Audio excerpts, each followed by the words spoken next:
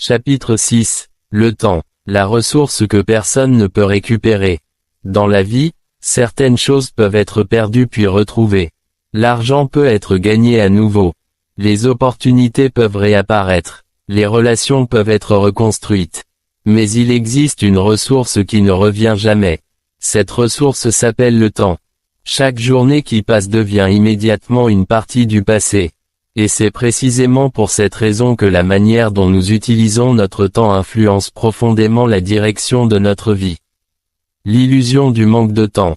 Beaucoup de personnes disent manquer de temps.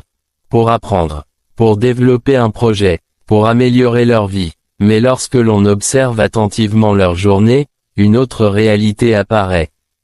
Le temps existe. Ce qui manque souvent, ce n'est pas le temps lui-même. C'est la clarté des priorités. Les priorités façonnent la vie. Chaque journée est composée d'une multitude de décisions. Certaines sont importantes, d'autres sont simplement urgentes. La différence entre les deux est essentielle. Les choses urgentes attirent l'attention immédiatement. Elles demandent une réaction rapide. Les choses importantes, en revanche, construisent l'avenir. Apprendre, planifier, construire un projet, développer une compétence. Ces activités ne semblent pas toujours pressantes.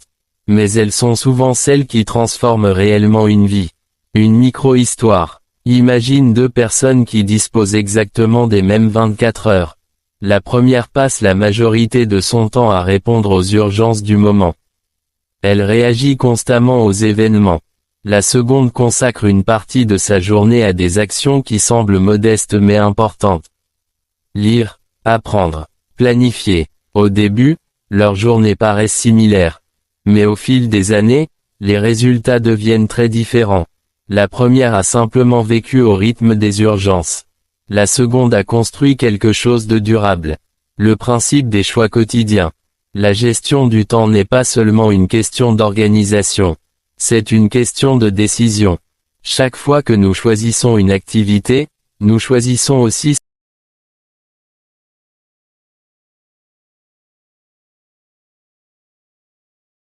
montre ce que nous considérons comme important. Une question qui est claire. À certains moments, il peut être utile de se poser une question simple. Les activités qui remplissent mes journées construisent-elles réellement la vie que je souhaite? Cette question permet de regarder son emploi du temps avec plus de lucidité.